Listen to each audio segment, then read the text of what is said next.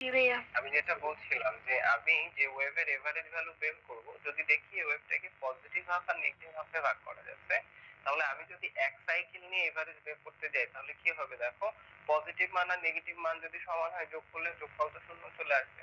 তখন আমরা এক সাইকেল না নিয়ে কাজ না করে হাফ সাইকেল নিয়ে কাজ করব। যদি যে ওয়েভের আরএমএস এভারেজ ভ্যালু আমরা বের করতে চাই, সেই ওয়েভের পজিটিভ হাফ আর নেগেটিভ হাফ বলতে কথা থাকে এবং পজিটিভ হাফ আর নেগেটিভ হাফ হুবহু একই রকম, তাহলে আমরা এভারেজ ভ্যালু বের করার জন্য হাফ সাইকেল নিয়ে কাজ করব। তবে যদি কোনো ওয়েভ এরকমের হয় যেটার পজিটিভ হাফ নেগেটিভ হাফ বলতে কোনো কথা নেই, এটা কি পজিটিভ নেগেটিভ হাফ বলতে কোনো কথা আছে নাই, তাহলে এক সাইকেল নিয়ে কাজ করবো আমরা। অথবা আমাদের কাছে যদি এই রকম ওয়েভ থাকে যে ওয়েভের পজিটিভ হাফও আছে এবং নেগেটিভ হাফও আছে, কিন্তু পজিটিভ হাফ আর নেগেটিভ হাফ কি হুবহু একই রকম বলো দেখি? পজিটিভ হাফ একরকম, নেগেটিভ হাফ একরকম, তাহলে আমরা ফুল সাইকেল নিয়ে কাজ করব। আমার কথা কি একদম স্পষ্ট? যদি কোনো ওয়েভের এভারেজ ভ্যালু বের করতে গিয়ে দেখি ওয়েভের পজিটিভ হাফ সাইকেল আছে আর নেগেটিভ হাফ সাইকেল আছে এবং পজিটিভ হাফ আর নেগেটিভ হাফ হুবহু একই রকম মান, একই রকম সবকিছু সমান, তাহলে আমরা হাফ সাইকেল নিয়ে কাজ করব। আর যদি দেখি আমাদের ওয়েভের পজিটিভ নেগেটিভ বলতে কোনো কথা নেই, অথবা পজিটিভ হাফ আর নেগেটিভ হাফ একই রকম না, দুইটা ডিফারেন্ট, তাহলে কিন্তু আমরা ফুল সাইকেল নিয়ে কাজ করব। আমার কথা কি একদম স্পষ্ট হয়েছে সবাই? জি ভাইয়া। ঠিক আছে, এখন আমরা এই ওয়েভ থেকে এভারেজ ভ্যালু বের করবো। এটা ভোল্টেজের একটা ওয়েভ, ভোল্টেজের এভারেজ বের করতে পারলে কারেন্টের এভারেজও বের করতে পারবো। হ্যাঁ, তাহলে আমরা এই ভোল্টেজের ওয়েভের এভারেজ ভ্যালু বের করছি, ভি এভারেজ। এখন দেখো দেখি এই যে সাইন ওয়েভ, এই সাইন ওয়েভের পজিটিভ হাফ আছে আর নেগেটিভ হাফ আছে, আর পজিটিভ হাফ আর নেগেটিভ হাফ হুবহু একই রকম, তাহলে এভারেজ ভ্যালু বের করার জন্য আমি কি এক সাইকেল নিয়ে কাজ করব নাকি হাফ সাইকেল নিয়ে কাজ করব ভাই? Half cycle. Half cycle. তাহলে এক সাইকেল যদি 2 পাই হয়, হাফ সাইকেল কত হবে? পাই। আমরা কিন্তু হাফ সাইকেল নিয়ে কাজ করব। কি করতে হবে আমাদের? এভারেজ করতে হবে, গড় করতে হবে। গড় করতে হলে আগে কি করতে হয়? যোগ করতে হয়। তো 0 থেকে পাই এর মধ্যে কয়টা ভোল্টেজ আছে বলো তো? অসংখ্য ভোল্টেজ আছে। তাহলে কি সাধারণ যোগ হবে নাকি লম্বা যোগ হবে? লম্বা যোগ। কত থেকে কত? 0 থেকে পাই পর্যন্ত। কাকে যোগ করছি আমরা? ভোল্টেজকে। ভোল্টেজের এভারেজ বের করছি, তাহলে ভোল্টেজকে যোগ করছি। এই যোগ কারো সাপেক্ষে করতে হয়, আমরা কার সাপেক্ষে করছি? ওমেগা টি এর সাপেক্ষে। তাই এটা তো যোগ হলো, গড় তো হয়নি। গড় করতে হলে যোগ করার পরে ভাগ করতে হয়। এবার কত থেকে কত? 0 থেকে পাই। 0 থেকে পাই পর্যন্ত দূরত্ব কত হবে? পাই মাইনাস 0। তাই এটা বুঝলে আমাদের কাজ শেষ হয়ে গেছে। এরপরে ইঞ্জিনিয়ারিং আর কিছু নেই। এটুকু কি বুঝতে পারছো সবাই? জি ভাইয়া। ঠিক আছে, এখন তাহলে আমরা মান বসাই দিব, ক্যালকুলাস করব, কিছুটা যোগ বিয়োগ হয়তো হবে, কাজ শেষ হয়ে যাবে। তাহলে পাই থেকে শূন্য বাদ দিলে হচ্ছে পাই, পাই তো কনস্ট্যান্ট, তাই বাইরে বের করলাম 1 বাই পাই ইন্টিগ্রেশন 0 থেকে পাই। ভোল্টেজের মান তো আমরা জানি তাই না? ভোল্টেজের মান বসাই দিই, VM sine omega T D omega T. ঠিক আছে, ভিএম হচ্ছে কনস্ট্যান্ট। ভিএম কি হিসেবে কনস্ট্যান্ট? আমাদের যে ওয়েভ আছে প্রতিটা সাইকেলে সর্বোচ্চ মান কেমন? একই রকম, তাহলে ভিএম তো কনস্ট্যান্ট। কনস্ট্যান্টের তো ইন্টিগ্রেশন হবে না, তাহলে এটাকে বাইরে বের করলাম। তো ভিএম যদি বাইরে আসে হচ্ছে ভিএম বাই পাই, ইন্টিগ্রেশনের মধ্যে থাকছে সাইন ওমেগা টি জি ওমেগা টি, লিমিট হলো 0 থেকে পাই পর্যন্ত।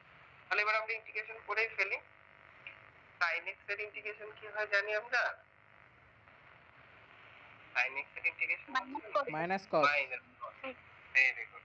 তাহলে vm by pi sin omega T কে ইন্টিগ্রেশন করলে হবে minus cos omega T, limit হলো 0 থেকে পাই। তাহলে এবার আমরা লিমিট বসাই দিই, vm বাই পাই। লিমিট কিভাবে বসাতে হয়? Upper limit minus lower limit. তাহলে আমি লিখলাম মাইনাস cos ওমেগা টি এর জায়গায় আপার লিমিট পাই বসাই দিই। তারপর এবার কিন্তু সূত্রের মাইনাস, মাইনাস, তারপরে লিখছি মাইনাস কজ লোয়ার লিমিট কত? 0। লেখাটা কি বুঝতে পারছো? Minus cos upper limit pi minus minus cos lower limit. Limit কিভাবে বসাতে হয়? Upper limit minus lower limit. আচ্ছা, এখানে আরেকটা কথা তোমাদের বারবার আমি যেটা বলি, পাই এর দুইটা মান আছে। হ্যাঁ, পাই হতে পারে 3.1416 রেডিয়ান, আবার পাই হয় 180 ডিগ্রি। এখন কনফিউশনে পড়ে আমি লিখবো কোনটা কখন। দেখো, যদি কখনো পাই কোন ত্রিকোণমিতিক অনুপাতের পরে আসে, যেমন সাইন, কস, সেক, ট্যান ইত্যাদির পরে যদি কখনো পাই বসে, অবশ্যই পায়ের মান ডিগ্রিতে বসাতে হবে 180 ডিগ্রি। বাকি সব জায়গাতে পায়ের মান রেডিয়ানে বসাবো 3.1416। পায়ের মান সবসময় 3.1416 হবে। তবে যদি পাই কোনো ত্রিকোণমিতিক অনুপাতের পরে বসে, যেমন সাইন, কস, সেক, ট্যান ইত্যাদির পরে বসে, তাহলে মান বসাতে হবে 100। তাহলে cos 180 ডিগ্রি মান হলো -1, সামনে আছে মাইনাস, মাইনাস মাইনাসে হয়ে যাবে প্লাস। তাহলে এটা হয়ে যাচ্ছে +1, মাইনাস মাইনাসে প্লাস, তাহলে 1 প্লাস 1, 1 প্লাস 1 is 2, তাহলে হচ্ছে 2 Vm/pi। তাহলে আমরা ভোল্টেজের এভারেজ ভ্যালু কত পেলাম? 2 Vm/pi। অথবা উপরে আছে 2, নিচে আছে পাই, ভাগ করে দেখো 0.636 এরকম কিছু একটা আসবে Vm। আর যদি এটাকে পার্সেন্টেজে নাও তাহলে 63.6% Vm। তাহলে আমরা কি বলতে পারি, আমাদের যে এভারেজ ভ্যালু আছে সেটা হলো 2 Vm/pi, অথবা Vm এর 0.636 গুণ, অথবা 63.6%। এমসিকিউতে কিন্তু আসবে এভারেজ ভ্যালু আরএমএস ভ্যালুর কত শতাংশ। এভারেজ ভ্যালু আরএমএস ভ্যালু 63.6% বা 0.636 গুণ। এটা কি ক্লিয়ার সবাই? জি ভাইয়া। ঠিক আছে, লিখে নাও বা স্ক্রিনশট নাও।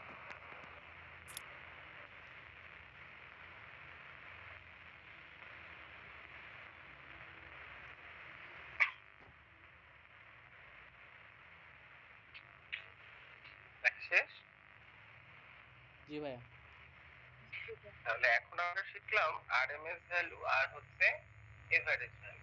তো আরএমএস ভ্যালু আর এভারেজ ভ্যালু দুইটাই বের করা আমরা শিখলাম কার জন্য? মূলত সাইন ওয়েভের জন্য।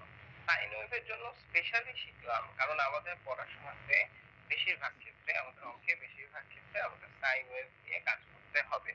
তবে যদি সাইন ওয়েভ না থাকতো, যদি অন্য কোনো ওয়েভ থাকে আর আমাকে বলে আরএমএস ভ্যালু বের করো বা এভারেজ ভ্যালু বের করো, তাহলে কি করা যাবে? মনে করো যে আমাকে এই রকমের একটা ওয়েভ দিয়ে দিল,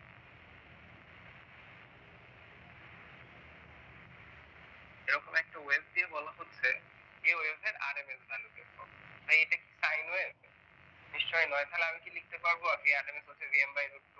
তাহলে তো আর চলবে না। তাহলে যদি সাইন ওয়েভ হয় তাহলে ভি আরএমএস হলো Vm/√2 আর ভি এভারেজ হচ্ছে 2 Vm/pi। Very good. তবে যদি সাইন ওয়েভ না হয়ে অন্য কোনো ওয়েভ হয় তাহলে আরএমএস ভ্যালু বা এভারেজ ভ্যালু কিভাবে বের করা যেতে পারে? এইটা পড়াশোনা করার জন্য আমাদের কিছু বেসিক একটু শিখে নিতে হবে। আমি কঠিন কোনো কথাবার্তা বলছি না, অল্প কয়েকটা লাইনের মাধ্যমে আমরা শেষ করে ফেলবো এটা। হ্যাঁ, অল্প কিছু বেসিকে আমরা এই প্রবলেম গুলো সলভ করে ফেলবো।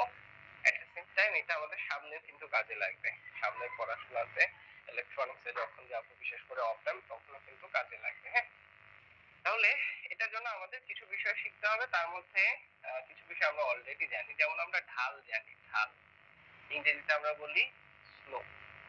ঢালকে প্রকাশ করতাম আমরা এম দিয়ে। আমাকে বলতে পারো ঢাল কি? আমরা ঢাল শিখছিলাম, মনে আছে মনে হয় আমাদের। ঢাল কি বলো দেখি? tan theta. ঢাল হচ্ছে tan থিটা। Very good.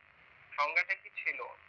কোন একটি রেখা x অক্ষের সাথে ধনাত্মক যে কোণ উৎপন্ন করে তার ত্রিকোণমিতিক ট্যানজেন্টকে ঢাল বলে। সেই হিসেবে ঢাল m সমান ছিল tan থিটা। ঠিক আছে না ভাই? এখন মনে করো আমার কাছে কিউ একটা রেখা আছে, এটা এক্স অক্ষের সাথে নিশ্চয়ই একটা কোণ করে আছে, কিন্তু আমি জানি না কোণের মান কত। তাহলে কি আমি ঢাল বের করতে পারবো না? অবশ্যই ঢাল বের করা যাবে। তখন আমাকে কি জানতে হবে? দেখো আমি কিউ থেকে এক্স অক্ষের উপরে লম্ব টানলাম, তাহলে এটা কি একটা সমকোণী ত্রিভুজ হলো? এইটুকু হলো এক্স, এইটুকু হচ্ছে ওয়াই। আমরা জানি ট্যান থিটা মানে হলো লম্ব ভাগ অতিভুজ। লম্ব কত? ওয়াই, সরি লম্ব ভাগ ভূমি, ভুল বলছি আমি। ট্যান থিটা হচ্ছে লম্ব ভাগ ভূমি। লম্ব হলো y আর ভূমি হচ্ছে x। তাহলে ট্যান থিটা সমান কি লেখা যেতে পারে? y/x লেখা যেতে পারে। আমরা যদি কোনো বাহুর কোনো রেখার কোণ জানি তাহলে সহজে ঢাল বের করা যাবে। যদি কোণ না জানি তাহলেও ঢাল বের করা যাবে। সেক্ষেত্রে জানতে হবে এই রেখাটা y অক্ষ বরাবর কতটুকু আছে আর x অক্ষ বরাবর কতটুকু। তাহলে আমরা শিখলাম ঢাল m সমান ট্যান থিটা অথবা y/x। এটা কি বুঝতে পারছি সবাই? আচ্ছা, এবার আমরা আরেকটা বিষয় শিখে নেই। আমাদের যে ঢাল আছে এই ঢাল পজিটিভও হতে পারে আবার নেগেটিভও হতে পারে। আগে আমরা এমনিতে অবজারভেশন থেকে বলি কখন পজিটিভ কখন নেগেটিভ, তারপরে লজিক্যালি চিন্তা করবো। হ্যাঁ, এটা একটা রেখা এ, এই রেখাটা দেখো উপরের দিকে যাচ্ছে না, তাই ঊর্ধ্বগামী। কোন রেখা যদি ঊর্ধ্বগামী হয় তাহলে তার ঢাল হবে পজিটিভ। কোন রেখা যদি ঊর্ধ্বগামী হয় তার যে স্লোপ হবে সেই স্লোপ হবে পজিটিভ। কোন রেখা যদি নিম্নগামী হয়, নিচের দিকে যায়, তাহলে তার ঢাল হবে নেগেটিভ। উপরে যাচ্ছে পজিটিভ স্লোপ, নিচের দিকে যাচ্ছে নেগেটিভ স্লোপ। এবার লজিক্যালি যদি চিন্তা করি, কোন রেখা যদি উপরের দিকে যেতে চাই বা আমি যদি উপরের দিকে যেতে চাই, অবশ্যই আমার যে কোণ আছে এক্স অক্ষের সাথে সেই কোণটা 90 ডিগ্রি থেকে ছোট রাখতে হবে।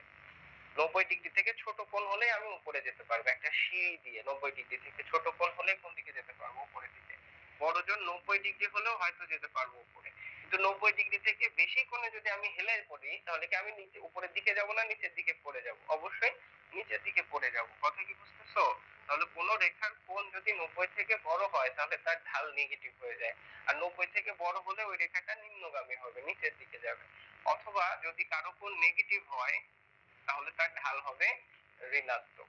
এখন সহজে মনে রাখি আমরা, আমাদের যে ঢাল আছে ঢাল পজিটিভও হতে পারে আবার নেগেটিভও হতে পারে। কোন রেখা ঊর্ধ্বগামী হলে উপরের দিকে গেলে ঢাল হবে পজিটিভ, কোন রেখা নিচের দিকে গেলে ঢাল হবে নেগেটিভ। লজিকটা কি? কেউ যদি উপরের দিকে যায় অবশ্যই তার কোণ 90 থেকে ছোট, tan এর পরে 90 থেকে ছোট কোনো কোণ বসাও, দেখো পজিটিভ মান আসবে। কোন রেখা যদি নিম্নগামী হয় তাহলে তার কোণ 90 থেকে বড় হবে। tan এর পরে 90 থেকে বড় যে কোনো মান বসাও, tan এর পরে 90 থেকে বড় যে কোনো কোণ বসাও, দেখো নেগেটিভ আসবে। কথা কি বুঝছো? আচ্ছা আমি আবার বলছি, তাহলে ঢাল আমরা আগে থেকে জানতাম কোন রেখা এক্স অক্ষের সাথে ধনাত্মক যে কোণ উৎপন্ন করে তার ত্রিকোণমিতিক ট্যানজেন্টকে ঢাল বলে। সেই হিসেবে ঢাল m সমান tan থিটা। তাহলে ঢাল বের করতে হলে আমাদের কোণ জানতে হবে। এখন আমি দেখছি যদি কোণ না জানি তারপরে একটা রেখার ঢাল বের করা যায়। জানতে হবে ওই রেখাটা এক্স অক্ষ বরাবর কতটুকু আছে আর ওয়াই অক্ষ বরাবর কতটুকু আছে। ঢাল m সমান tan থিটা সমান হচ্ছে y বাই x। আজকে আমরা নতুন যে বিষয়টা শিখলাম, ঢাল পজিটিভও হতে পারে আবার ঢাল নেগেটিভও হতে পারে। কোন রেখা যদি ঊর্ধ্বগামী হয় উপরের দিকে যায় তাহলে তার ঢাল পজিটিভ, আর কোন রেখা যদি নিম্নগামী হয় তাহলে তার ঢাল হবে নেগেটিভ। এটা কি বুঝছি? আর 90 ডিগ্রি থেকে বড় হইলে নেগেটিভ, তাই না? হ্যাঁ, 90 ডিগ্রি পরে বড় কোণ, 90 ডিগ্রি থেকে বড় কোনো কোণ বসান tan এর পরে, tan theta, tan 120 degree 120 degree বা 96 ডিগ্রি বা 100 ডিগ্রি বসায় দেখেন নেগেটিভ মান আসবে। নেগেটিভ মান আসছে না? ক্যালকুলেটর আছে কাছে? জি জি ভাইয়া ভাইয়া আছে। দেখছি। ওইটা আমি বলছি, আমি প্রথমে আগে সিম্পলি আমাদের অবজারভেশন থেকে চিন্তা করলাম যে আমি উপরের দিকে উঠলে আমার ঢাল পজিটিভ, এবং উপরের দিকে যদি আমি উঠতে চাই তাহলে সিঁড়ি বেয়ে, তাহলে আমাকে অবশ্যই কত ডিগ্রি থেকে কম কোণ করতে হবে? 90 থেকে কম কোণ করতে হবে। আমি যদি 90 ডিগ্রি থেকে বেশি কোণ করি তাহলে আমি নিচের দিকে উপরের দিকে গিয়ে যেতে পারবো না, নিচের দিকে পড়ে যাব? বলো তো, অবশ্যই নিচের দিকে পড়ে যাব। তাহলে কারো ঢাল পজিটিভ হবে যদি ওই রেখাটা ঊর্ধ্বগামী হয় অথবা তার কোণ 90 থেকে ছোট হয়, আর একটা রেখার ঢাল নেগেটিভ হবে যদি ওই রেখাটা নিম্নগামী হয় বা তার যে কোণ আছে সেটা 90 থেকে বড় হয়ে যায়। 90 থেকে বড় হয়ে গেলে ঢাল আর পজিটিভ থাকবে না, ঢাল নেগেটিভ হয়ে যাবে। ঠিক আছে, বুঝছো? আচ্ছা, আর দুইটা লাইন শুধু আমাদের শিখতে হবে, আর কোনো কাজ নেই আমাদের। তাহলে দেখবো যে বাকি যেমনই ওয়েভ আসুক না কেন আমরা খুব সহজে আরএমএস ভ্যালু, এভারেজ ভ্যালু হিসাব করে ফেলতে পারবো। ক্যালকুলেটর আছে এখানে? হ্যাঁ হ্যাঁ, একটু কষ্ট করে।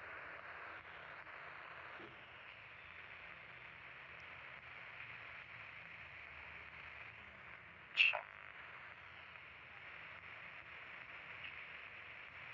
এটা হচ্ছে এক্স অক্ষ আর এটা হলো ওয়াই অক্ষ। হ্যাঁ, এক্স অক্ষ আর ওয়াই অক্ষ যেখানে মিলিত হচ্ছে সেটাকে আমরা বলি মূল বিন্দু বা রেফারেন্স। এটা জানি আমরা ভাই, এক্স অক্ষ আর ওয়াই অক্ষ যেখানে মিলিত হয় সেটাকে আমরা কি বলি বলো দেখি? মূল।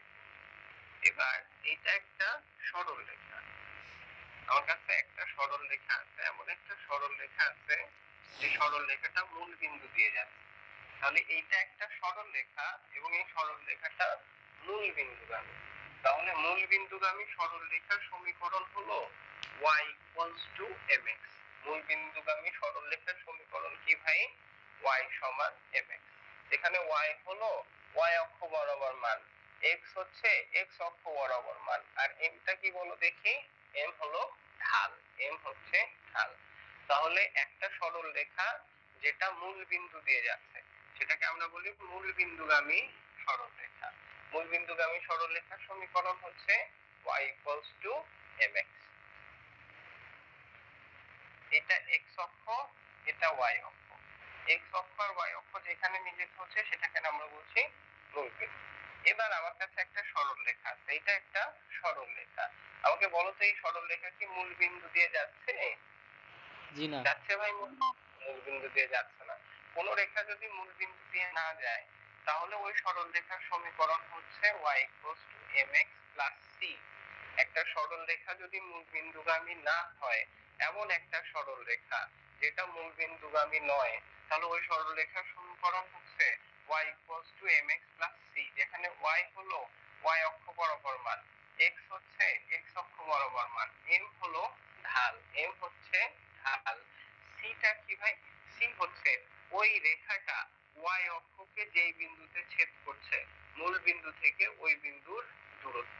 মূল বিন্দু থেকে ওই বিন্দুর দূরত্বকে কি বলছি আমরা? c। ওই রেখাটা y অক্ষকে যে বিন্দুতে ছেদ করছে, মূল বিন্দু থেকে ওই বিন্দুর দূরত্বকে কি বলবো আমরা? c বলবো। আমার কথা কি বুঝছো? আমার কাছে মনে করো একটা সরল রেখা আছে যেটা মূল বিন্দু দিয়ে যাচ্ছে না, তাহলে এই রেখাটা y কে যেখানে ছেদ করবে, মূল বিন্দু থেকে ওই বিন্দুর দূরত্বকে কি বলবো আমরা? c বলবো। তাহলে এখানে আমরা কয়টা সরল রেখার সমীকরণ শিখলাম? দুইটা সরল রেখা। একটা সরল রেখা যেটা মূল বিন্দু দিয়ে যাচ্ছে, মূল বিন্দুগামী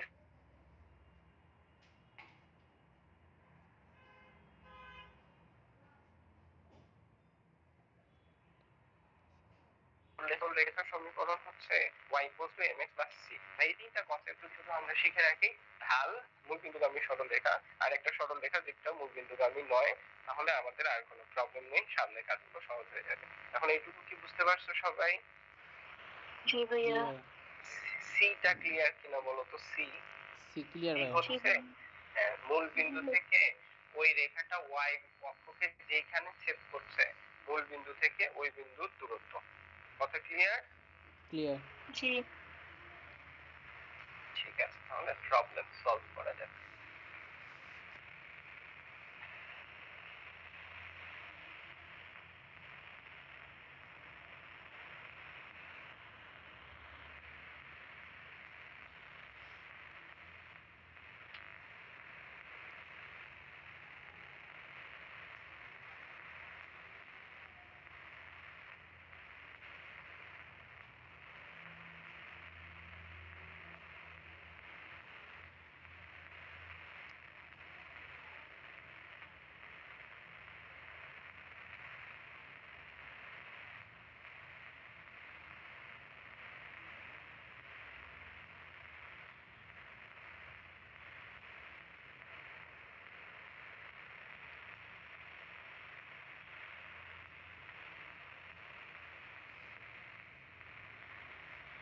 আচ্ছা, আমি এখানে যে ডট গুলো দেখাচ্ছি, প্রিন্ট করা প্রশ্নে এই ডট দেওয়া থাকবে না, কারণ প্রিন্ট করা প্রশ্নে তো স্পষ্ট বোঝা যাবে যে এইটুকুর মান কত বা এটার মান কত। এই জন্য প্রিন্ট করা প্রশ্নে ডট নাও দেওয়া থাকতে পারে। যেহেতু আমি হাতে আঁকছি ছবিগুলো, লাইন একটু আঁকা বাঁকা হবে, এই জন্য আমি ডট দিচ্ছি। আমার কথা কি বুঝছো? প্রিন্ট করা প্রশ্নে ডট দেওয়া নাও থাকতে পারে, বাট হাতে যেহেতু আমি লিখছি এই জন্য এলোমেলো হতে পারে, মানে ছোট বড় হতে পারে, এই জন্য আমি ডট দিচ্ছি। এটা একটা ওয়েভ। কার ওয়েভ ভাই? ভোল্টেজের ওয়েভ। ঠিক আছে, ভোল্টেজের টাইম ফাংশন দেওয়া আছে, এক্স অক্ষ বরাবর আছে t। আমাদের বলা হচ্ছে এইখান থেকে ভোল্টেজের আরএমএস ভ্যালু বের করো, ফাইন্ড আউট ভিআরএমএস। এখন প্রথম কথা বলো দেখি ভাই, এটা কি সাইন ওয়েভ? যদি এটা সাইন ওয়েভ হতো তাহলে আমরা আরএমএস সমান কি লিখতাম? ভিআরএমএস সমান লিখতাম 2vm/pi। তাহলে এটা তো সাইন ওয়েভ নয়, তাহলে এটার আরএমএস ভ্যালু কিভাবে বের করতে হবে? এখন আমার কথা বোঝো, আরএমএস ভ্যালু বা এভারেজ ভ্যালু আমাদের কখনোই ইস্যু নয়। আমাকে যাই বের করতে বলুক না কেন আমি বের করতে পারবো। ইস্যু হচ্ছে একটা ওয়েভের সমীকরণ লিখতে পারা। যদি আমরা সমীকরণ লিখতে পারি তাহলে আরএমএস বলুক, এভারেজ বলুক বা আরো কোনো মান বলুক সেটা বের করতে পারবো। তাহলে আমাদের প্রথম টার্গেট হচ্ছে এই ওয়েভের সমীকরণ বের করতে পারা। এজন্য আমরা এক সাইকেল হিসাব করবো। আচ্ছা আমি যদি 0 থেকে হিসাব করি, বলো দেখি এই ওয়েভের এক সাইকেল কতটুকু হবে? 4 পর্যন্ত ভাইয়া। 4 পর্যন্ত হচ্ছে এক সাইকেল। Very good. এবার দেখো 0 থেকে 4 পর্যন্ত আমাদের ওয়েভের মান কি একই রকম ছিল, মানে মান কি সমান ছিল? না। যেমন 0 থেকে 2 পর্যন্ত, 0 থেকে 2 পর্যন্ত এটা একটা সরল রেখা ছিল, তাই না ভাই? 0 থেকে 2 পর্যন্ত এটা ছিল একটা সরল রেখা, এবং এটা কেমন সরল রেখা? মূল বিন্দুগামী সরল রেখা। 0 থেকে 2 পর্যন্ত এটা ছিল একটা মূল বিন্দুগামী সরল রেখা, নাকি বলো? তাহলে 0 থেকে 2 পর্যন্ত এই রেখার সমীকরণ কি হবে? y mx। এখন y অক্ষ বরাবর কি আছে? Voltage v of t। এবার লিখতে হবে আমাদের ঢাল। এই রেখাটা নিশ্চয় একটা কোণ তো করে আছে, কিন্তু কোণের মান কি আমরা জানি? জানি না। তাহলে কি ঢাল বের করা যাবে না? যাবে। তাহলে জানতে হবে এই রেখাটা y অক্ষ বরাবর কতটুকু আছে। y অক্ষ বরাবর কতটুকু আছে এই রেখাটা? 2। আর x অক্ষ বরাবর কতটুকু আছে? 0 থেকে 2 পর্যন্ত দূরত্ব কত বলো দেখি ভাই? 2। 2। এখন ঢাল পজিটিভও হয় আবার ঢাল নেগেটিভও হয়। বলো তো এই রেখার ঢাল পজিটিভ হবে না নেগেটিভ হবে? পজিটিভ হবে। পজিটিভ। কেন? কারণ এই রেখাটা ঊর্ধ্বমুখী, এই রেখাটা কোন দিকে যাচ্ছে? উপরের দিকে যাচ্ছে, তাহলে ঢাল হবে পজিটিভ। অথবা কোণটা যদি তুমি খেয়াল করে দেখো, এই কোণটা কি 90 থেকে ছোট না ভাই? তার মানে ঢাল অবশ্যই পজিটিভ হবে। এবার আসো এক্স। এক্স অক্ষ বরাবর কি আছে? টি। তাহলে 2/2 is 1। তাহলে ভোল্টেজের সমীকরণ হচ্ছে টি। এই যে ভোল্টেজের ওয়েভ আছে এটার সমীকরণ কত হলো? টি। তাহলে আমাদের যে ভোল্টেজ আছে, ভোল্টেজের সমীকরণ হচ্ছে টি। কত থেকে কত পর্যন্ত? 0 থেকে 2 পর্যন্ত। 0 থেকে 2 পর্যন্ত। এটা লেখার মানে বোঝো? সময়ের মান শূন্যের সমান বা তার থেকে ছোট, সময়ের মান 0 থেকে বড় বা তার সমান। মানে সময় 0 থেকে শুরু করে 2 পর্যন্ত, 0 থেকে 2 পর্যন্ত আমাদের ভোল্টেজের সমীকরণ ছিল টি। ভোল্টেজের সমীকরণ ছিল টি। এবার 2 তে আসার পরে আমাদের ভোল্টেজের মান কোথায় নেমে আসছে? -1 এ। 2 থেকে 4 পর্যন্ত, 2 থেকে 4 পর্যন্ত আমাদের ভোল্টেজের মান কত ছিল দেখো দেখি? -1। 2 থেকে 4 পর্যন্ত আমাদের ভোল্টেজের মান কত ছিল? -1। তাহলে এটা কি আর সমীকরণ করে হিসাব করার দরকার আছে? স্পষ্ট দেখা যাচ্ছে যে 2 থেকে 4 পর্যন্ত ভোল্টেজের মান ছিল -1। তাহলে ভোল্টেজের মান ছিল -1। কত থেকে কত পর্যন্ত? 2 থেকে 4 পর্যন্ত। এক সাইকেল ক্লিয়ার করে ফেলছি না ভাই আমরা 0 থেকে 4 পর্যন্ত? তাহলে আমরা ভোল্টেজের সমীকরণ তো লিখে ফেলছি। আমার কথা কি বুঝছো? আমি যদি ভোল্টেজের সমীকরণ বা কারেন্টের সমীকরণ লিখতে পারি, আরএমএস ভ্যালু বা এভারেজ ভ্যালু আমাদের কোনো ইস্যু নয়। এখন আমরা আরএমএস ভ্যালু তাহলে বের করি। কার আরএমএস? ভোল্টেজের আরএমএস, সিআরএমএস। তাহলে কি করতে হবে? প্রথমে রুট করতে হবে। করলাম রুট। তারপরে কি করতে হবে? গড় করতে হবে। গড়ের জন্য যোগ করতে হয়। এটা কেমন যোগ হবে? লম্বা যোগ। কত থেকে কত? 0 থেকে এক সাইকেল 4 পর্যন্ত, 0 থেকে 4। কাকে যোগ করব? ভোল্টেজকে। কার সাপেক্ষে করব? এখানে ভোল্টেজ কার সাপেক্ষে পরিবর্তিত হচ্ছে? সময়ের সাপেক্ষে। তাই এটা তো যোগ হয়েছে, গড় তো হয়নি। গড় করতে হলে ভাগ করতে হবে। কত থেকে কত? 0 থেকে 4। 0 থেকে 4 পর্যন্ত দূরত্ব কত? 4 - 0। এটা তো গড় হলো। এবার কি করতে হবে? আমাদের স্কয়ার করতে হবে। কার আরএমএস করছি? ভোল্টেজে। তাহলে ভোল্টেজের মাথার উপরে দিয়ে দিলাম স্কয়ার। এই লাইনটা লেখা কি বুঝতে পারছো ভাই? জি ভাইয়া। এইটুকু বুঝছি কিনা? এইটুকু ক্লিয়ার সবাই? একদম ক্লিয়ার? এবার দেখো আমার কাছে ইন্টিগ্রেশন আছে। হ্যাঁ, ধরো একটা ইন্টিগ্রেশন আছে 0 থেকে 8 পর্যন্ত। তো আমরা ইন্টিগ্রেশনটাকে ভেঙে ছোট ছোট কিছু ইন্টিগ্রেশন লিখতে পারি। যেমন ধরো 0 থেকে 3 একটা লিখলাম, 3 থেকে 6 একটা লিখলাম, 6 থেকে 8 একটা লিখলাম।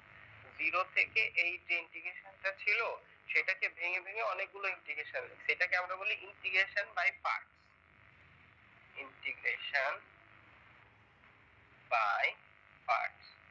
মানে বড় একটা ইন্টিগ্রেশনকে ভেঙে ছোট অনেকগুলো ইন্টিগ্রেশনকে লেখা যেতে পারে। এটাকে আমরা কি বলছি ভাই? Integration by parts. তাহলে এই হচ্ছে আমাদের রুট। 4 - 0 হলো 4, এটাকে সামনে নিয়ে আসলাম। এখন আমাদের ইন্টিগ্রেশন কত থেকে কত? 0 থেকে 4। কিন্তু 0 থেকে 4 সবসময় কি একই রকম মান ছিল? না। 0 থেকে 2 পর্যন্ত একরকম ছিল, 2 থেকে 4 পর্যন্ত একরকম ছিল। তাহলে আমার যে ইন্টিগ্রেশন ছিল 0 থেকে 4 সেটাকে আমি দুইটা অংশে ভাগ করে নিলাম। 0 থেকে 2 পর্যন্ত একটা আর 2 থেকে 4 পর্যন্ত একটা। আমার কথা কি বুঝছো? যেহেতু আমাদের যে মান আছে সেটা 0 থেকে 2 পর্যন্ত একরকম ছিল, 2 থেকে 4 পর্যন্ত একরকম ছিল। তাহলে আমার যে লম্বা যোগটা 0 থেকে 4 ছিল এটাকে ভেঙে আমরা দুইটা যোগ লিখে নিলাম। হ্যাঁ, এবার 0 থেকে 2 পর্যন্ত ভোল্টেজের মান কত ছিল? ভোল্টেজের মান ছিল টি, লিখলাম টি, মাথার উপরে স্কয়ার ডিটি। 2 থেকে 4 পর্যন্ত ভোল্টেজের মান কত ছিল? -1, -1, মাথার উপরে স্কয়ার ডিটি। এবার বাকি কাজটা আমাদের ক্যালকুলেটর করে দেবে। আচ্ছা, এটা মাথায় রেখো কিন্তু 1/4 কিন্তু সবার সাথে গুণ আকারে আছে। আর বাকি কাজটা আমাদের ক্যালকুলেটর করে দিবে, আমাদের আর কিছু করার নেই। তাহলে এটাকে ক্যালকুলেটরে উঠাও দেখি, ক্যালকুলেটরে উঠাইতে পারবা? ট্রাই করো, না পারলে আমি শিখিয়ে দিচ্ছি।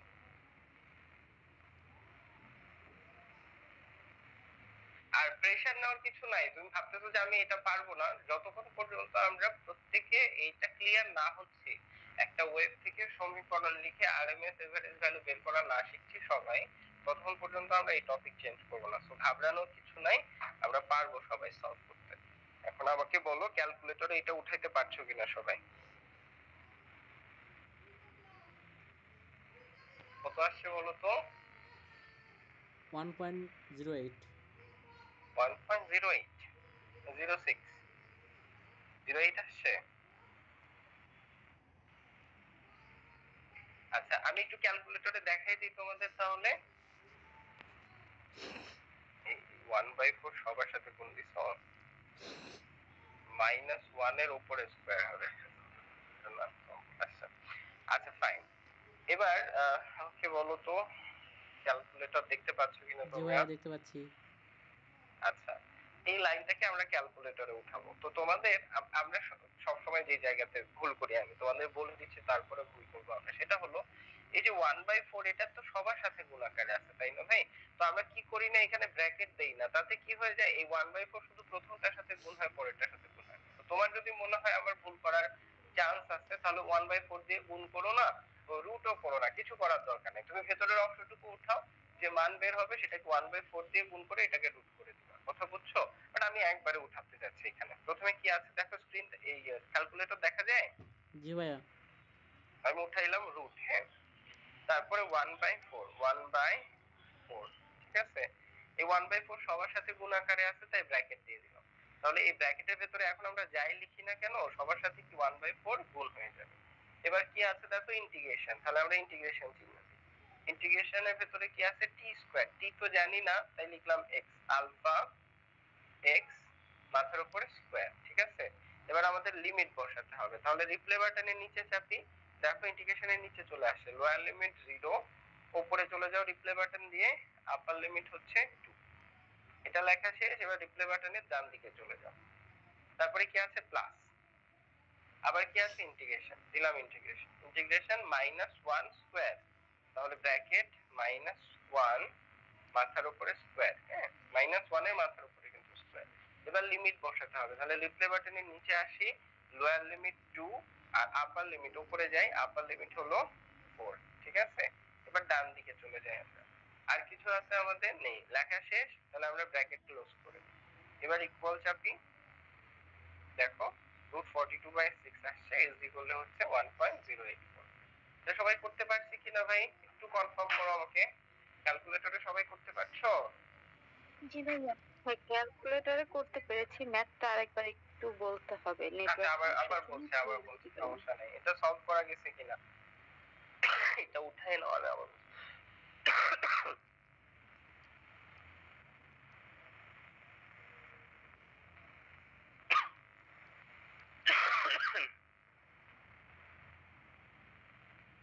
লেখা শেষ? জি ভাইয়া। আচ্ছা, আমি প্রথম থেকে আবার বলছি, আমাদের আরএমএস ভ্যালু বা এভারেজ ভ্যালু কখনোই ইস্যু নয়। ইস্যু হচ্ছে আমাদের যে ওয়েভটা দেওয়া আছে তার সমীকরণ লিখতে পারা। আমরা যদি সমীকরণটা ঠিকঠাক লিখতে পারি, তাহলে আরএমএস বলুক, এভারেজ বলুক বা আরো কিছু ভ্যালু বের করতে বলবে সামনে, যে আমরা সবকিছু সলভ করতে পারবো। তো এই ওয়েভের আমি সমীকরণটা লিখতে চাই। সমীকরণ লেখার জন্য আমি কি করলাম, এক সাইকেল নিলাম। এক সাইকেল কত হবে, যদি আমি 0 থেকে হিসাব করি 4 পর্যন্ত, বাট নট নেসেসারিলি আমাকে 0 থেকে হিসাব করতে হবে। তুমি ভাই যেখান থেকে খুশি শুরু করো, যেন যতক্ষণ পর্যন্ত সিমিলার ভ্যালু রিটার্ন করছে না সাইকেল চলে। আমি যদি বলি আমি 2 থেকে হিসাব করবো, ভালো কথা, তাহলে 2 থেকে হিসাব করলে 6 হবে এক সাইকেল, তাই না? তো আমি 0 থেকে হিসাব করছি, 0 থেকে 4 পর্যন্ত এক সাইকেল। তো 0 থেকে 4 পর্যন্ত মান কি সবসময় একই রকম ছিল? ছিল না। যেমন 0 থেকে 2 পর্যন্ত এটা একটা সরল রেখা ছিল, যে সরল রেখাটা মূল বিন্দু দিয়ে যাচ্ছে। আর মূল বিন্দুগামী সরল রেখার সমীকরণ হচ্ছে y mx। y অক্ষ বরাবর আছে ভোল্টেজ, m হলো ঢাল। এই রেখার কোণ তো আমি জানি না, তাহলে ঢাল কিভাবে বের করব? জানতে হবে এই রেখাটা y অক্ষ বরাবর কতটুকু আছে, 2, x অক্ষ বরাবর কতটুকু আছে, 2, তাহলে 2/2, এটা হলো ঢাল। এখন ঢাল পজিটিভ হয় আবার নেগেটিভ হয়, রেখা যেহেতু ঊর্ধ্বগামী তাহলে ঢাল হবে পজিটিভ। তারপরে কি আছে ভাই, x অক্ষ বরাবর কি আছে, তাহলে এই রেখার সমীকরণ, এতটুকু রেখার সমীকরণ 0 থেকে 2 পর্যন্ত যে রেখাটা আছে তার সমীকরণ হচ্ছে t। তাহলে ভোল্টেজের সমীকরণ হলো t, কত থেকে কত পর্যন্ত, 0 থেকে 2 পর্যন্ত।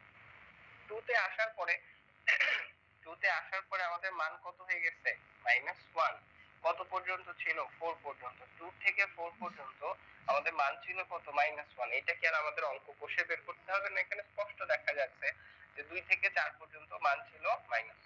তাহলে ভোল্টেজের মান ছিল -1 2 থেকে 4 পর্যন্ত, এক সাইকেল ক্লিয়ার। এখন আরএমএস ভ্যালু বা এভারেজ ভ্যালু সেটা কখনো ইস্যু নয়। আমরা কি ভ্যালু বের করতে চাই, আরএমএস। তাহলে কি করলাম, রুট। এবার করতে হবে মিন, গড়। গড় করতে হলে যোগ করতে হবে, নিলাম লম্বা যোগ। কত থেকে কত, 0 থেকে 4 পর্যন্ত। কাকে যোগ করব, ভোল্টেজকে। কার সাপেক্ষে, সময়ের সাপেক্ষে, সময়ের সাপেক্ষে। এখন যোগ হওয়ার পরে গড় করছি, এজন্য ভাগ করে দিলাম আর স্কয়ার করে দিচ্ছি, তারপরে শুধু ক্যালকুলেশন। এখন এই অঙ্কে আমাকে বললো যে এভারেজ ভ্যালু বের করো। কি বের করতে বলছে ভাই, এভারেজ। মানে আমাদের শুধু কি করতে হবে, গড়। এভারেজ করতে বললে আমরা শুধু গড় করতাম, আমরা কি রুট করতাম না? আমরা কি স্কয়ার করতাম, করতাম না। তাহলে রুট আর স্কয়ার বাদ দাও, এটা এভারেজ হয়ে যাবে। রুট করো না আর স্কয়ার করো না, তাহলে কেমন ভ্যালু পেয়ে যাবা, এভারেজ ভ্যালু। তাহলে বলো তো এভারেজ ভ্যালু কত হয়? আমার কথা কি বুঝছো? একই তো হিসাব, শুধু রুট করছি না, স্কয়ার করছি না, শুধু গড় করছি। গড় করার জন্য যোগ 0 থেকে 4 পর্যন্ত। কিন্তু এখন আমরা বলছিলাম এভারেজ ভ্যালু বের করার সময় এটা খেয়াল রেখো যে যদি পজিটিভ হাফ নেগেটিভ হাফ একই রকমের হয় তাহলে হাফ সাইকেল নিয়ে কাজ করো। এখানে পজিটিভ হাফ আর নেগেটিভ হাফ কি সেম? সেম নয়। তাহলে পুরো এক সাইকেল নিয়ে কাজ করবো, 0 থেকে 4। শুধু কি করছি না, এখানে রুট করছি না, স্কয়ার করছি না, তাহলে এভারেজ ভ্যালু চলে আসবে। কত আসে বলো?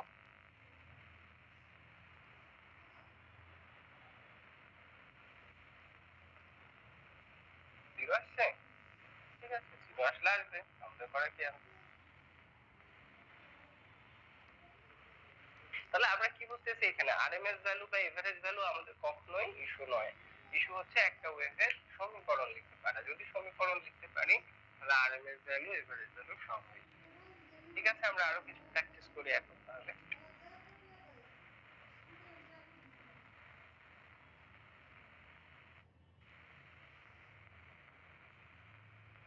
ভাইয়া এটা 0.16 আসছে তো।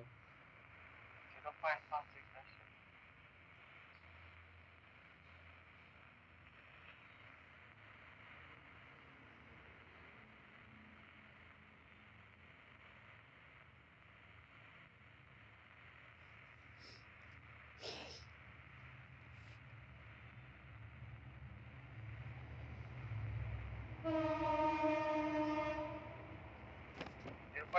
আসছে কি, ক্যালকুলেটরে যেটা আসবে সেটাই আমাদের একটু আলাদা। ও বলছে 0 আসছে, তুমি বলছো 0.16 আসছে। একটু চেক করো, কেউ একজন তো ভুল করছে। ভাইয়া হাতে করলে 0 আসে, কি করলে 0 আসে? ক্যালকুলেটর ছাড়া করলে 0 আসে ডিরেক্ট। ক্যালকুলেটর করছি তাও 0ই আসছে আমার। ক্যালকুলেটর ছাড়া করলে 0 আসে, ক্যালকুলেটর দিয়ে করলে 0 আসে না? 0ই আসছে। 0 আসছে? আচ্ছা ভাই ঠিক আছে না, 0 এন্ড 0.16 এর কথা, কিন্তু 0 তো আসার কথা মনে হয়। আচ্ছা আচ্ছা আমি আবার বলছি, এই যে ডটেড লাইনগুলো আমি দিচ্ছি, এটা প্রিন্ট করা প্রশ্নে নাও থাকতে পারে, কারণ প্রিন্ট করা প্রশ্নে স্পষ্ট বোঝা যাবে, যার জন্য তোমাকে নাও দিয়ে দিতে পারে। আমি যেহেতু এখানে হাতে আঁকছি, এটা বোঝাতে একটু সমস্যা, এই জন্য আমি এখানে ডট।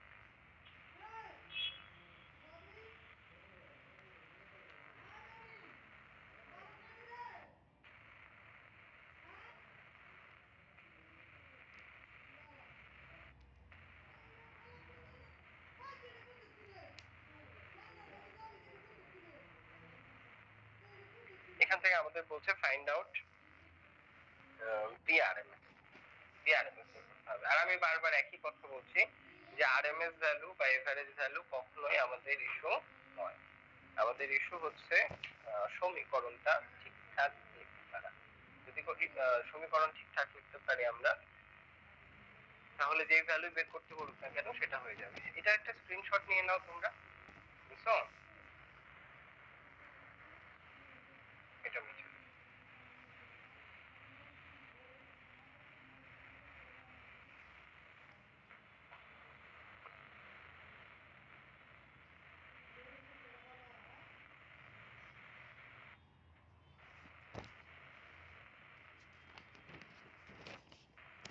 এখান থেকে বলছে ফাইন্ড আউট ভিআরএমএস।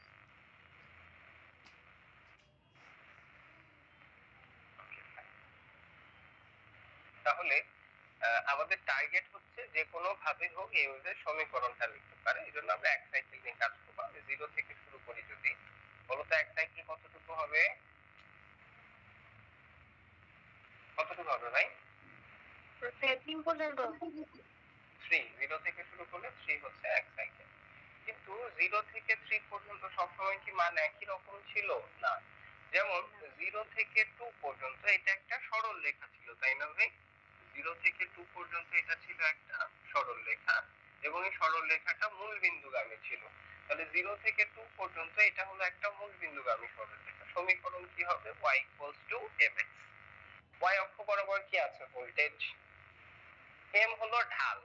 এই রেখা নিশ্চয় একটা কোণ করে আছে, কিন্তু কোণ তো জানি না, তাহলে ঢাল কিভাবে বের করব? আমাদের জানতে হবে রেখাটা y অক্ষ বরাবর কতটুকু আছে। কতটুকু আছে ভাই? 6 ভাগ x অক্ষ বরাবর কতটুকু আছে? আমরা জানি ঢাল y বাই x। x অক্ষ বরাবর কতটুকু আছে? 2। আচ্ছা এবার আছে কি x। x অক্ষ বরাবর আছে কি t। তাহলে লিখলাম t। এখন ঢাল পজিটিভও হয় আবার নেগেটিভও হয়। এই রেখাটা কি ঊর্ধ্বগামী না ভাই? তাহলে এটা ঢাল কেমন হবে? পজিটিভ। পজিটিভ। অথবা কোনটা 90 থেকে ছোট? অবশ্যই ঢাল পজিটিভ হবে। তাহলে সমীকরণ কি হচ্ছে? 3t। তাহলে আমাদের যে ভোল্টেজ আছে, এই ভোল্টেজের সমীকরণ হলো 3t। ভোল্টেজের সমীকরণ হচ্ছে 3t। কত থেকে কত পর্যন্ত? 0 থেকে 2 পর্যন্ত ভোল্টেজের সমীকরণ হচ্ছে 3t। এটা কি বুঝছো? এবার 2 তে আসার পরে মান কত হয়ে গেছে? 6। 2 থেকে 3 পর্যন্ত, 2 থেকে 3 পর্যন্ত মান কত ছিল ভাই আমাদের? ভোল্টেজের মান ছিল 6। 2 থেকে শুরু করে 3 পর্যন্ত ভোল্টেজের মান কত ছিল? 6। এটা কি আর ক্যালকুলেশন করে বের করার কিছু আছে না? সরাসরি স্পষ্ট আমরা দেখছি যে 2 থেকে 3 পর্যন্ত ভোল্টেজের মান ছিল 6। তাহলে ভোল্টেজের মান ছিল 6। কত থেকে কত? 2 থেকে 3 পর্যন্ত। আমরা তো সমীকরণ পেয়ে গেছি। এখন যাই বের করতে বলুক না কেন বের করতে পারবো না আমরা? বলছে আরএমএস বের করো, ভালো কথা, আরএমএস বের করি আমরা। তাহলে প্রথমে কি করতে হবে? রুট করতে হবে। এই হলো রুট। এবার করতে হবে গড়। গড় করার জন্য কেমন যোগ নিব আমরা? লম্বা যোগ। কত থেকে কত? 0 থেকে 3। 0 থেকে 3। কাকে যোগ করব? ভোল্টেজকে। কার সাপেক্ষে করব? সময় সাপেক্ষে। এটা তো ভাই যোগ হলো, গড় তো হয়নি। গড় করতে হলে ভাগ করতে হবে। কত থেকে কত? 0 থেকে 3। ডিসটেন্স কত হবে? 3 মাইনাস 0। এটা রুট হলো, গড় হলো, লাস্ট মান কি? স্কয়ার। তাহলে ভোল্টেজকে স্কয়ার করে। এবার জাস্ট লাইনটা লিখছি, 3 মাইনাস 0 ইজ 3, বাইরে নিয়ে আসলাম। আর যে ইন্টিগ্রেশন আমার ছিল 0 থেকে 3, এটা ভেঙে দুইটা ইন্টিগ্রেশন লিখছি, কারণ 0 থেকে 3 দুই রকম মান ছিল। 0 থেকে 2 পর্যন্ত একটা, 2 থেকে 3 পর্যন্ত একটা। তাহলে আমাদের ইন্টিগ্রেশন ছিল 0 থেকে 3, এটাকে ভেঙে দুইটা ইন্টিগ্রেশন লিখলাম। 0 থেকে 2 একটা, আর 2 থেকে 3 একটা। 0 থেকে 2 ভোল্টেজের মান কত ছিল? 3t। ভোল্টেজের মান ছিল 3t। মাথার উপরে স্কয়ার, সাথে থাকবে dt। 2 থেকে থেকে 3 2 থেকে 3 পর্যন্ত ভোল্টেজের মান ছিল 6, ভোল্টেজের মান ছিল 6, মাথার উপর স্কয়ার যাতে থাকবে ব্র্যাকেট ক্লোজ। কত আসে বলো? 4.47, 4.474। ভাই তোমরা কি বুঝতেছো বিষয়গুলো? জি ভাইয়া। ফাইন, এটা লিখে ফেলো তাহলে।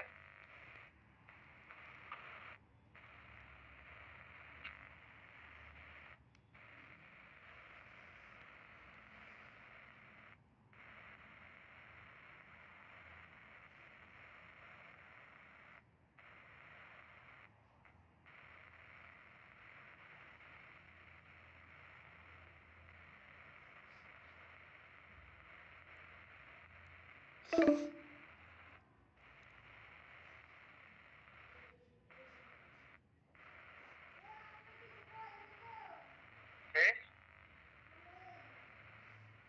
জি ভাইয়া। আচ্ছা, মুছে দিই যেমন।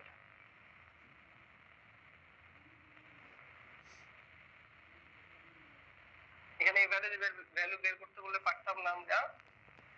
তাহলে এভারেজ আরএমএস এটা আমাদের কখনো ইস্যু ছিল না। এভারেজ আরএমএস আমাদের কখনো কোনো ইস্যু নয়। আমরা যদি ঠিকঠাক সমীকরণটা লিখতে পারি আমাদের কাজ শেষ হয়ে যাবে।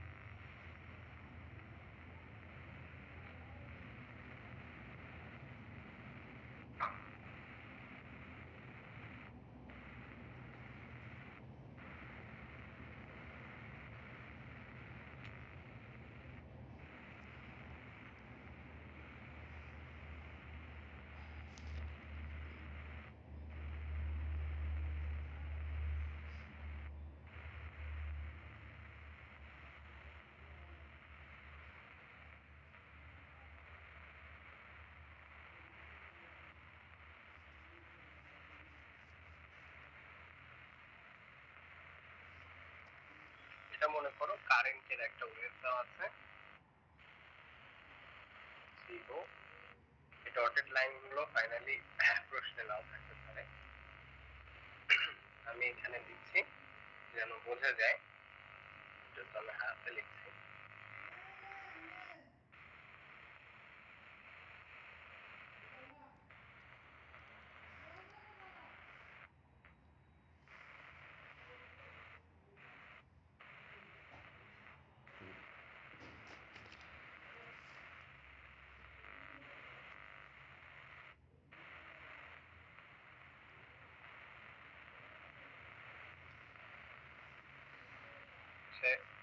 Find out RMS. এখান থেকে কারেন্টের আরএমএস ভ্যালু বের করতে হবে। এবং আমি যেটা বলছিলাম যে আরএমএস এভারেজ কখনোই আমাদের ইস্যু নয়। আমাদের ইস্যু হচ্ছে এই ওয়েভের সমীকরণটা ঠিকঠাক লিখতে পারা। একটু করে একটা স্ক্রিনশট নিয়ে ফেলো তোমরা। স্ক্রিনশট নিছো? জি ভাইয়া। আচ্ছা, তাহলে এইভাবে সমীকরণ লেখার জন্য আমরা এক সাইকেলে কাজ করছি। আমি যদি 0 থেকে শুরু করি, আমাকে কে বলতে পারবে এক সাইকেল কতটুকু? 0 থেকে 6 কত পর্যন্ত? 4 ছয়। 6। 0 0 থেকে শুরু করলে 6 পর্যন্ত এক, from 0 to 6। 0 থেকে 6 পর্যন্ত সবসময় একই রকম মান ছিল না। 0 থেকে 1 পর্যন্ত এটা সরলরেখা ছিল, তাই না ভাই? 0 থেকে 1 পর্যন্ত এটা একটা সরলরেখা ছিল এবং এই সরলরেখা হলো মূল বিন্দু। 0 থেকে 1 পর্যন্ত এটা একটা মূল বিন্দু।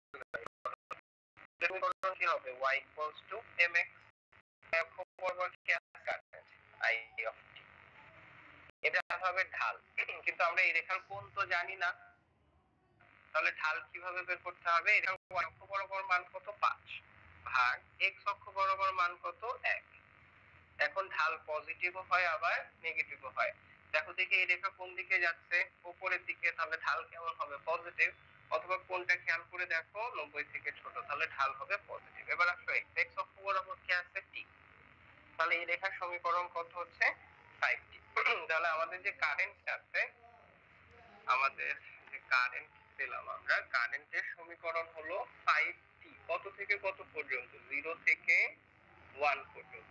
সময়ের মান 0 থেকে 1 পর্যন্ত কারেন্টের সমীকরণ ছিল 5।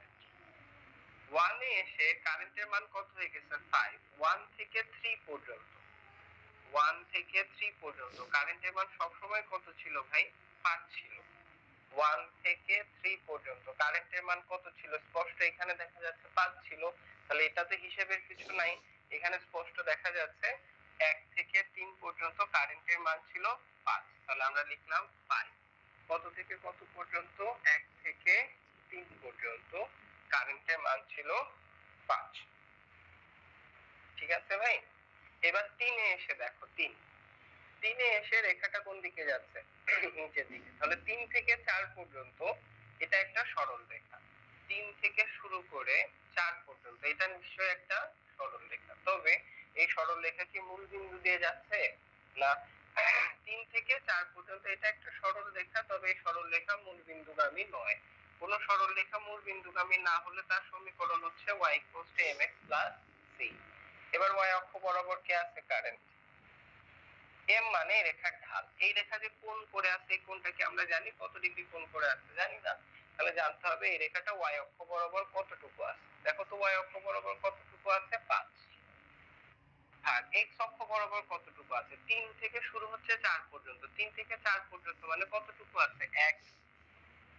এখন ঢাল পজিটিভও হয় আবার নেগেটিভও হয়। আমাদের এই যে রেখাটা আছে যেটা 3 থেকে 4 পর্যন্ত, সেই রেখাটা দেখো নিচের দিকে যাচ্ছে না নিম্নগামী?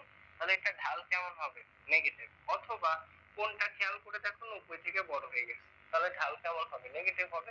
এই রেখাটা যেহেতু নিম্নগামী তাহলে ঢাল হচ্ছে নেগেটিভ। এবার আসো x অক্ষ বরাবর কি আছে? t। এবার আমাদের লিখতে হবে c। cটা কি ছিল? ওই রেখাটা y অক্ষকে যে বিন্দুতে ছেদ করবে। তো এই রেখাকে যদি আমরা নিচের দিকে টানতে থাকি, এ কখনো কি y অক্ষকে ছেদ করবে? করবে না। কিন্তু আমরা যদি উপরের দিকে নিতে থাকি, এক সময় তো সে y অক্ষকে ছেদ করবে, নাকি বলো? ওইটাই দেখতে চাই আমরা কোথায় y অক্ষকে ছেদ করছে। cটা হচ্ছে আমাদের এই রেখাটা y অক্ষকে কোথায় ছেদ করছে। নিচের দিকে টানলে কখনো y কে ছেদ করবে না, এজন্য আমরা উপরের দিকে টানি, এক সময় তো ছেদ করবে। কোথায় ছেদ করবে সেটা খুঁজে বের করব। আমি যখন 4 এ ছিলাম তখন আমার মান ছিল 0। 3 এ আসার পরে মান কোথায় চলে গেছে? 5। তার মানে এক ঘর সরলে 5 উপরে উঠছে। তাহলে আমি যখন 2 এ আসবো তখন মান কত হবে? 10। 1 এ আসলে মান কত হবে? 15। আর 0 তে আসলে মান কত হবে? 20। তাহলে আমি y অক্ষকে কোথায় ছেদ করব যে বলো তো?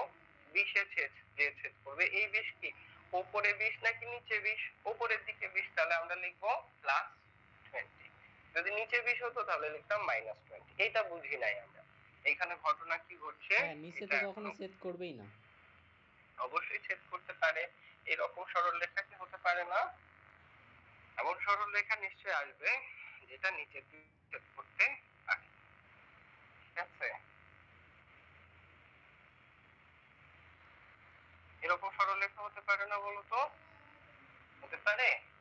এখন এই যে সরলরেখা আছে, এই সরলরেখাকে যদি আমরা উপরে টানি কখনো ছেদ করবে y অক্ষকে? না। বাট নিচে যদি টানো এক সময় তো y অক্ষকে ছেদ করবে, তাহলে তো নিচে হতেই পারে। নিচেও হবে, এরকম আসবে আমাদের। হ্যাঁ, বাট এখন 3 থেকে 4 যে সরলরেখাটা আছে সেটাকে যদি আমরা নিচের দিকে টানি কখনো y কে ছেদ করবে না, কিন্তু উপরের দিকে টানলে y কে ছেদ করছে। কোথায় দিয়ে ছেদ করছে? যখন 4 এ ছিল মান ছিল 0, 3 তে এসে মান হয়ে গেছে 5, তাহলে 2 তে গেলে মান কত হবে? 10, 1 এ 15, আর 0 তে এসে কোথায় হিট করছে? এটা 20 তে। তাহলে কোথায় ছেদ করছে? y অক্ষকে 20 এ। তো উপরে তাই লিখছি +20। তাহলে 3 থেকে 4 পর্যন্ত যে সরল রেখা তার সমীকরণ কত হচ্ছে? -5t + 20। -5। ভাইয়া ডিফারেন্সটা কি সবসময় 5 এরই হবে? হ্যাঁ, এই রেখাটা লিনিয়ার যাচ্ছে না, স্ট্রেট লাইন, জি। সরল রেখা যে এটা আমরা দেখছি 4 থেকে 3 এ আসছে 5 ঘর উপরে উঠে গেছে। তাহলে এটা তো এইভাবে চলতে থাকবে।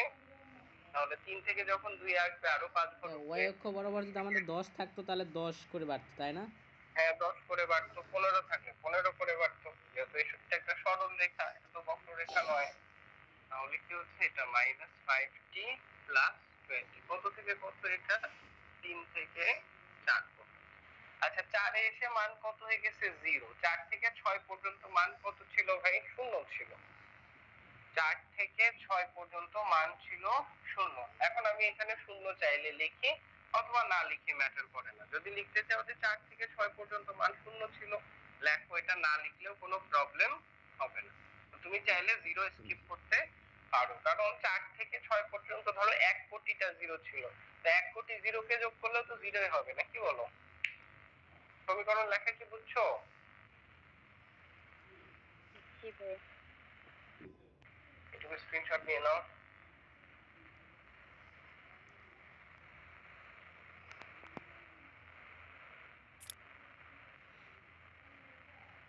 লেখা শেষ?